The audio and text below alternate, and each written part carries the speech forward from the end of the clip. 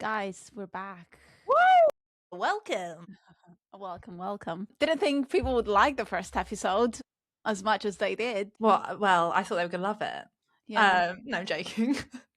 We had 70 streams, which is kind of mad considering we've only got 400 followers. Yeah. So we're very grateful. So thank you if you tuned in for episode 1, and welcome, bitches, to episode 2 of Gel and Tell. Yeah. Everyone's like, we got some really nice comments as well, didn't we? We did. It was very, very kind. So nice. Yeah, buzzing to get into episode 2. But before we do, how was your week, G? How was my week? It was busy. I cannot believe it's going to be March next week already. Mad, isn't it? Being in month 3 of 2026 is absolutely terrifying. But it was a good week, positive. We signed up a new client. Dexter didn't stop barking. What else happened? Josh came back from India. He was away on business, so that was nice to have him back. More High Rocks training. My gym had a revamp. Yeah. Shout out to the team at LB. It's absolutely beautiful. So that's really cool. What about you? What did you get up to? Yeah, lots of training for me. Getting better at posing, which I'm feeling a bit more confident about. Going into this bodybuilding season, obviously planning to compete in August, September, for those of you that don't know. But obviously as a first timer, it's very overwhelming, the posing side of things. So feeling more confident. I feel like last week I had a bit of like a, when things start to click and you're like, okay, like I'm getting used to this now. So yeah, that was positive. And we, work-wise, we also did hire a new team member as well, didn't we? Yes, Vab, welcome to the team. Yeah. So exciting. Yeah, we've got a new video editor on board that we're buzzing about. He's absolutely delightful. So can't wait to fully onboard him this week. Love that. Yes. Such a great addition, especially because content days are getting busier and busier. Speaking of content days, we saw each other yesterday because we went up to Manchester for a client content shoot, which was so much fun. I love those content days. Don't know about you, but like I come back where they're quite like energy demanding, but like they're so good. When you're there, like obviously we get to see each other, but then also spend time with our clients, which is awesome. Yeah, absolutely loved yesterday as well. We always like to bring some surprises, and thankfully I have a hilarious fancy dress bag of items, so we can always bring a surprise outfit or something to spice things up a little bit. And yesterday we had HP sauce, blonde wigs, pink heart-shaped sunglasses, and a lot of walnuts. We had some really, really good skits and sketches. So super excited for us to bring all the content together and share with you guys. And Sammy is just wonderful, one of our fantastic clients. She is such a performer. So we give her the concept, and the way she can bring them to life is even better than we could have ever imagined. So yeah, we absolutely love doing them. Super fun. Yeah, so good. Do you want to tell people what happened to you on the train going to Manchester? So, British as well, guys, because like me and G, obviously, like me being from Cyprus, G being from, the UK, there's so like the small differences in the way that we like operate, I would say. Cultural differences. Yeah. So, I'd say as Brits, we always like have to apologize for everything, even if we've got nothing to be sorry for. And like prime example yesterday would be getting onto the train, having reserved a seat, because I know I'm on a 2.5-hour train. I've got to work because otherwise it's a work day, right? By the way, this is a full train. So there's like people stood down the aisle, people stood by the toilet. I get onto the train and I'm like stood by the toilet and it stinks. She sends me a picture at this point and it's like, I'm like, oh my God, I'm never going to be able to get any work done. I'm like sweating my ass off in a massive jacket, got all this stuff. And I'm like, okay, what do I do? Then I'm like, right, be brave, put your big girl pants on, go find your seat. You've reserved it. So I'm like stomping down the aisle, trying to like get past everyone. I've got these huge lights. Sorry, like so over apologetic. Get to the seat, see a girl sat in it. Then she's working on her laptop. So my initial thought is, oh no, she's got work to do too. And then you're like, no, you've reserved that seat. That's your seat. So I'm like, okay, excuse me. So sorry. You're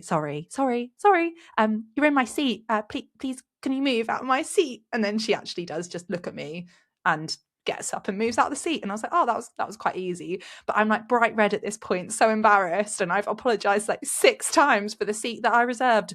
But long story short, I got my seat and we did it. But it was very, very uncomfortable. And the irony is, on the way home, so in the evening, someone came up to me and was like, sorry, you're sat in my seat.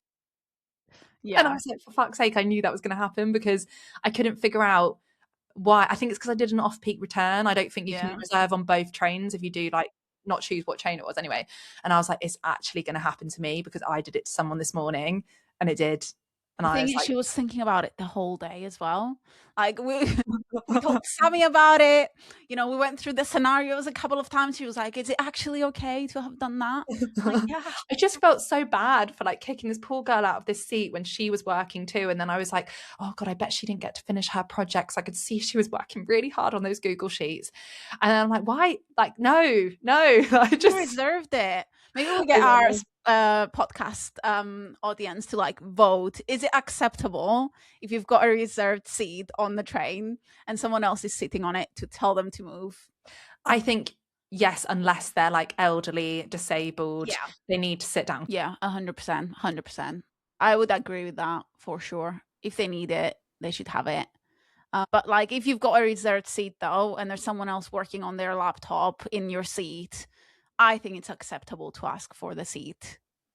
Yeah, I do too. But I really hope that if she had a meeting and she had to do that work, she was able to get it done Well, before. maybe you had a meeting, G. G's like, it's I know, fine. but I think that's like being, is that what you call being like an empath, where you like really worry about like how other people feel and like the impacts of actions? And like, I think I would I'm one say of I'm them. an empath though, but I don't feel sorry for asking for my seat. No, you're more, you are definitely an empath because you care about other people's feelings. But I think more of like the Greek Cypriot way is very much more like unapologetically take what is yours, say it with your chest. And I find that very inspirational, I have to say. I do really, I'm trying to emulate that quite a lot. I think rather than what would Jesus do, I think what would Nora do? Channel the inner Nora. Channel my inner Greek. No. Yeah. I feel like you are getting on with like learning more Greek words as well. So I think we'll get there for Oh, sure. teach me a new one today. What should we learn today? Oh, I don't know. Tell me something you want to learn. I would like to learn no thank you. Όχι ευχαριστώ. Oh, that was a bit longer than I was expecting. One more time, please. Όχι. Ochi. Ochi. Όχι. Ochi. Or Oi. that's a Cypriot. Oh, What's that mean? No. that's no. Yeah. Oh yeah, nay is yeah and oi is no. Yeah, exactly. Oi. Oi. You have to say like, yeah, you can't say oi. It has to be a bit more like point, like oi. Yeah, Oi. oi. Oi. Exactly. Oi. That's a Cypriot way of saying it. Greek is ohi. Okay. Yeah. But we should go with Cypriot. And then ευχαριστώ means thank Efharisto. you. Yeah. Oi. Oi efharisto. Nice. Should we say hi to your sister whilst we're here? Oh, to my sister. No, because she will hate me. You cannot say my sister's name. I try so hard, and we often go back and forth with Nora trying to teach me how to say it. But I'm going to have a go for all of you people. And for Do you want to say hi as well? hi, hi, Leah. Uh, Was that really wrong? Because I really did try that. it was, to be fair, we've practiced it quite a lot, and I don't think it's your worst attempt.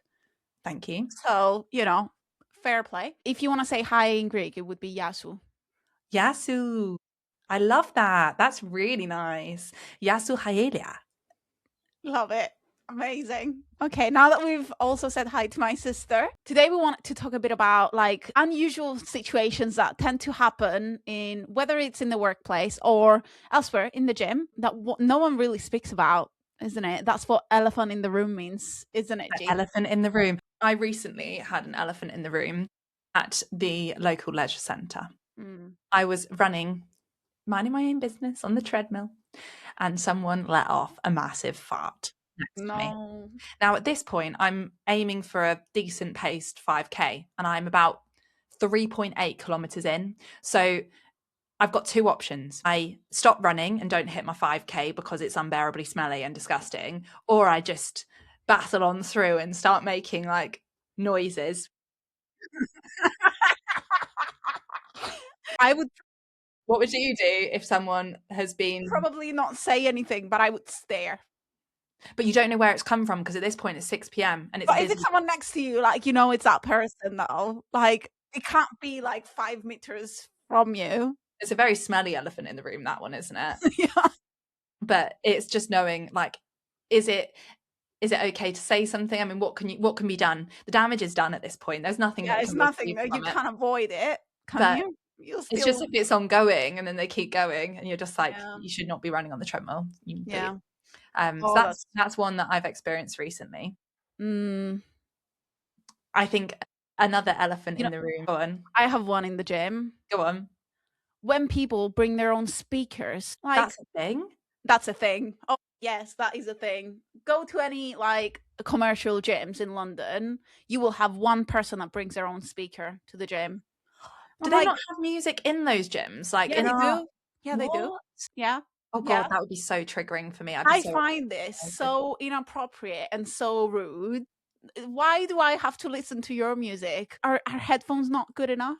Like, I don't understand that at all. And usually, it's not one person; it's one person with like 3 or 4 other people, and they all train Posted. together, and it's like a party in the gym. And I'm like, That's so weird. no, I did actually have to make a complaint about a man in the gym once because it was when I was marathon training, so I was using the treadmills quite a lot, mm, and he kept watching like movies on his phone, but on speaker yeah, on the treadmill really loud. And then I asked him multiple times, like, can you please wear headphones? And then he wasn't. So then I actually like went to the reception and told on him because I was like, when I'm doing like a really long run and like I can hear your movie through my yeah, headphones when I'm listening, I just thought it's so rude. So it's kind of similar, but I addressed the elephant in the room to his face and then to yeah, the reception, and he kept doing it. And I got more and more irate. And then I'd be running on the treadmill going, wear headphones. Why yeah, are you not wearing your headphones? yeah, yeah. That's so.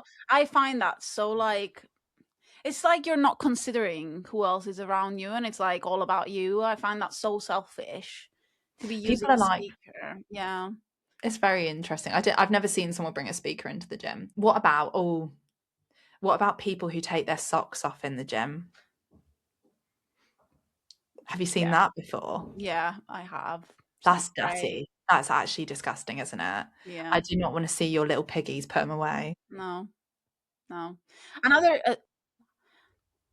it's not a disgusting one, but like you know what really really gets on my nerves and I've actually like posted on my story calling them out sometimes because it annoys me so much and I find it so inconsiderate now that we're talking about gym setting. If someone can leg press 300 kilos on the leg press, they can also put their weights back. I don't get why some people are have like I'm sorry, but like do you not have enough strength to put your weights back? If you like what is that about? Why do people just leave? And I don't know if that happens to your gym because you go to a private gym, but like in a like commercial gym, the audacity that some people have. What if someone disabled comes and wants to like use the machine and can actually remove the 25-kilo plate of that machine?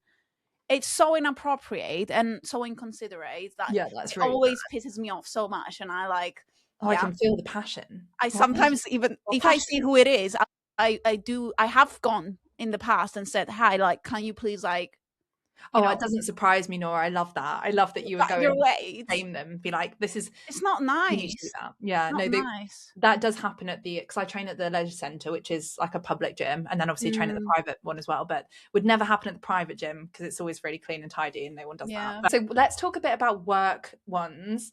In terms of elephants in the room that happen in the workplace. So Oh, I know. go on. When someone else takes credit for your work. Or pretends that the idea or the project was their idea. And you're like, I've maybe mentioned it about 2 months ago. And it was shut down. And somehow now it's a brilliant idea.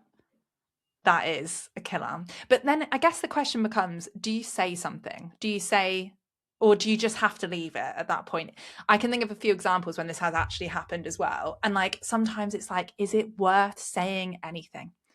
I don't think so. I What's there to gain? think there's sometimes you just need to leave it. You know, inside that was my brilliant brain baby. Yeah, exactly. But it is very frustrating when someone makes out that your idea was theirs, for But that sure. happens so much in the workplace, though. Yeah. I Yeah. also don't know if people always realize they're doing it consciously. Like if you plant the seed a while ago and then they forget about it or it got disregarded and then they Yeah. actually genuinely think they came up with that idea. I Yeah. do think there's also an element of like it can happen by accident. I think this also swings in the other direction as well. Like because now with AI, people are becoming so dependent on it. So reliant on it. I was a fan when it first started becoming a thing. Yeah. I think we both, like we always said, like use it to make your work more efficient, but don't let it take over your work. And I feel like we're moving to the point where everyone's using it to become more lazy. And I don't know if that's a bad thing to say, but like, it's just, I do feel like it's making people lazy. I Like, think it's killing creativity in so yeah, many like marketing jobs, creative jobs. And it's actually such a shame because a lot of the things that I enjoy most about working in marketing are definitely being replaced by AI, but I don't yeah, think it's for a good like a positive thing. I think what we're seeing is like a lot of the shit that's being pulled out the other side is just like AI slop. It's got no yeah, personality. It's not actually got a point of view. It's just very generic, bland, vanilla stuff that anyone could create. And you can spot an AI caption or anything a mile off, can't you? You can yeah. see the way that it's formatted with the emojis. But then what's scary is the AI agents that you can get Oh to yeah. do We stuff. we spoke about this last week, didn't we? And I was like, we'll never install anything like that in our business. So dangerous. For context, guys, like there's this new like AI bot called Claude. I Claude think there's a bot. few there's a few different There's ones. so many different ones now. I mean, they come up with a new one every day now. Where I think it literally like gets installed into your computer and has access to anything, including sensitive business information. When you run a business, like you shouldn't be giving all of your data to AI. That is a bit scary. Yeah, passwords, data, privacy, all Yeah. your client agreements, everything. It can Yeah. access, it could delete everything. It Yeah. could go in, it could change all your passwords, log you out of everything, rinse your bank account, cancel all your clients. Like, I mean, maybe I'm being a bit Destroy your dramatic. business.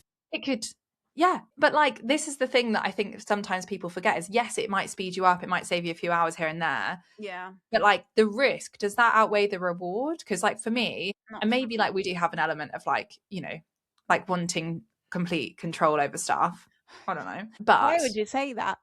well, I don't want something knowing all my like data and password. I just think it's terrifying. I actually wouldn't sleep at night. Yeah. Security is so like, yeah, it's so not there with these tools.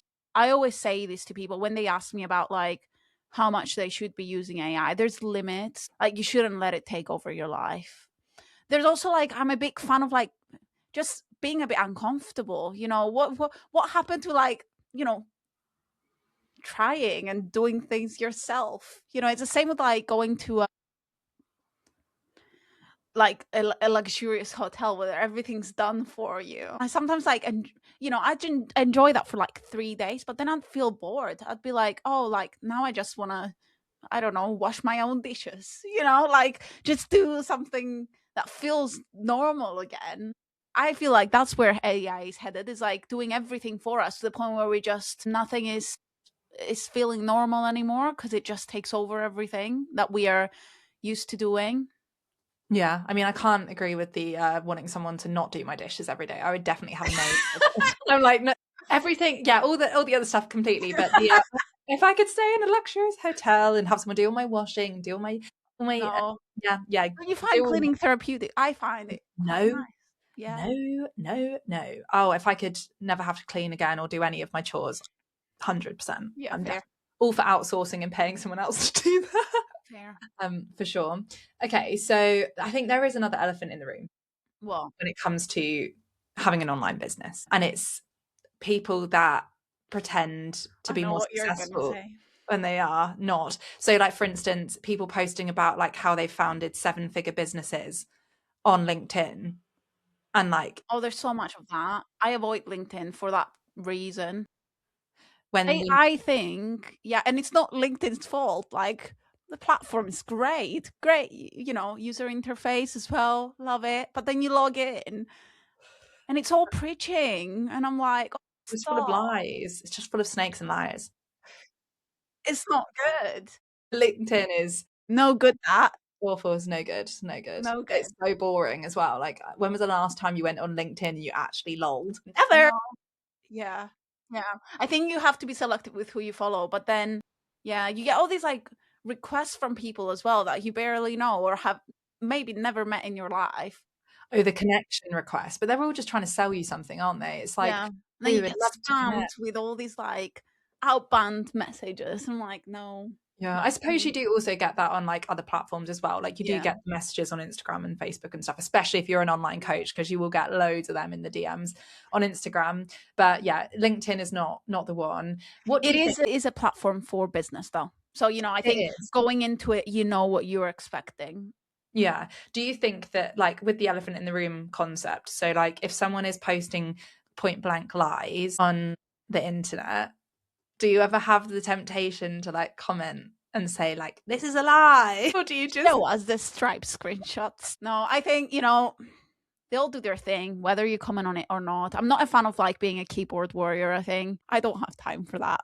You know, ain't nobody like got time for that? yeah, it's just yeah, it's sad, but equally they'll do what they're doing anyways.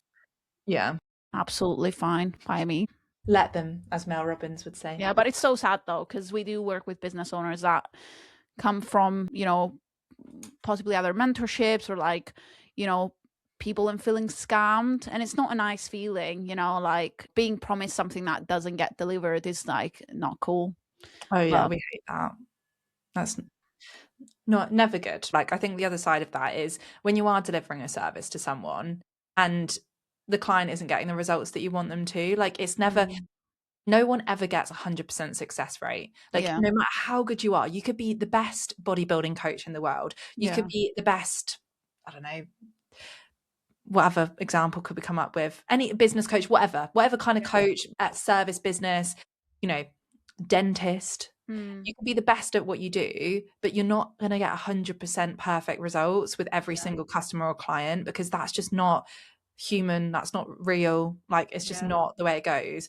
Like, I think there's also, it's hard sometimes when someone isn't winning and they're a client and you've done loads for them, but there are stuff out of your control.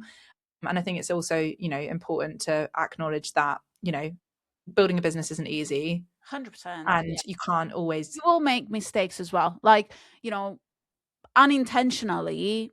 You will make mistakes and you learn as a business owner, and I think that's the journey, isn't it? But like lying is a different thing. Yeah, lying is like 100%. Lying is bad. Oh, So, Nora, give us your business takeaway of the week. What's one thing, a golden nugget that you want to share? I told you this last night. I find the fact that we're busy is a privilege. And, on days where we feel like, oh, like we've got a lot on, we should just remember that we get to do this. And I'm so happy that we get to do this. Not many people get to do this, and especially not with their best friend, which is awesome. Pretty cool, I'd say. So yeah, I've changed my perspective now. I didn't used to handle stress as well as I do now, and I think we've had fair few stressful weeks the last couple of weeks. Good stress though, like it's not bad stress. It's not nothing that like happened and I was like, oh, I can't handle that. But it's just a lot of work, and I think that's okay to admit. But yeah, it's just so different when you're running your own thing, and like this week I felt it more. Yeah, on long days and stuff, you sometimes can feel a bit like defeated, but I don't feel that. I feel like, oh, like, it's hard work, but it's like really cool. So yeah, that's my biggest takeaway of the week. What's yours? I have two. One is that I feel like all besties should have a shared bank account because it's such fun. Oh my God, it's so fun. So obviously, like, we're privileged in the sense that we run a business together, which means we obviously have a shared bank account for the business. Of course, it's business expenses only, but like, it's so fun whenever we're together, and there's never any conversations about who's paying for what and what's going on, or like, if we need to buy something for the business, it's just so We fun just have our having our pot of money that's ours, and it's just really nice, and it creates yeah, like, I don't know, it's just really cool. And I've never had that obviously with a friend before, so it's actually a really cool thing. So that was one takeaway from the week, yeah. which is random but just a fun one. And then the other one is just on, I think it's a more generalized one, just around like sticking to the plan and the process. So Mm, in business, and we've seen it a couple of times over the last week with clients, but also ourselves. Sometimes things don't always go to plan, and you can be pushed off. So you can be pushed off course because a client says something, or you can be pushed off course because someone doesn't sign up for something, or something happens in your personal life and you get a bit overwhelmed and panicked. And when you feel that sense of overwhelm and panic, what is so important is that you stick to the plan and you don't divert. You don't fall back into old habits. You don't panic post something. You don't freak out and change all your pricing immediately. You've just got to stick with the plan, because as soon as you start panicking and the intention comes from like a desperation, like the results don't follow. So just stick to the plan, trust the process, and then always, the results will come. But as soon as you move into panic mode, everything crumbles. So that's one thing that I've observed this week around us, but also noted in ourselves, that on the months, and it's not this month because we've been so, I think, really good this month, like in terms of like how we've approached situations. But if I look back a few months ago, I think namely, I can't remember if it was October or November, we did accidentally press the panic button a few times, and it was our worst revenue month. And then as soon as we took the foot off like the panic button, and we were just a bit more chill, and we were moving with positive intentions and vibes, everything comes with it. So nothing comes from like being reactive to something. That's it. Like, and I think we've faced that at the start of starting our business together, approaching things in a more calm and like controlled like and manner just helps. Which is hard when you're not a calm human being. Like, I do not operate as calm. You do not. But that's why I only had one coffee this morning before this, because I thought if I have too many coffees, then it will just be too much. So I just had one coffee to try and stay calm. No, but we're learning. It's a continuous learning process, isn't it? I feel like we've both developed as people as well, not just as business owners, through this process. Business teaches you a lot. Like, I think life lessons that people don't expect. But we have so much learning to do still. Oh, we got a long way to go to be millionaires.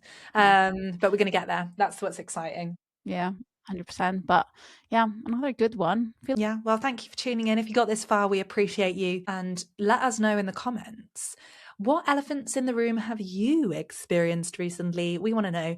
But really good to chat. As always, let's have a fantastic rest of the week, and we'll see you next time. Catch you next week.